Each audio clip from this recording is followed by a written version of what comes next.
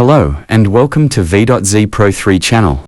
Do you want to use the same WhatsApp account on both your iPhone and an Android phone? Thanks to WhatsApp's Link Devices feature, now you can. This feature allows you to connect your main WhatsApp account from an iPhone to another device like an Android phone, all without needing to log out or switch devices.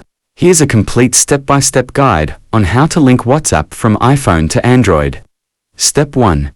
Make sure you have the latest version of WhatsApp installed on both your iPhone and Android phone. Go to the App Store on iPhone and the Play Store on Android. Search for WhatsApp and tap Update if available. Step 2. On your iPhone, open WhatsApp and go to Settings, tap on Linked Devices, tap Link a Device.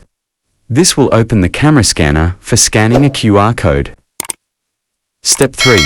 Now, grab your Android phone, open WhatsApp, click Agree and Continue, then click 3 dots icon of the top right corner. Look for an option that says Link as Companion Device. And on the Android phone, a QR code will appear. Step 4. Use your iPhone to scan the QR code shown on the Android device. Wait a few seconds. Once the QR code is scanned successfully, your WhatsApp account will be linked, and chats will begin syncing to the Android phone. And that's it. Now you can use WhatsApp on both iPhone and Android at the same time.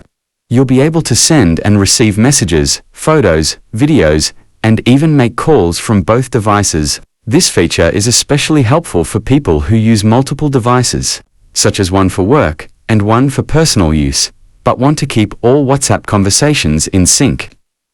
So, I think that's enough for this tutorial. If you have any questions, please let me know in the comments sections below. And if this video helped you out, don't forget to give thumbs up and subscribe to this channel for more tutorial video. Thanks for watching and see you on the next video.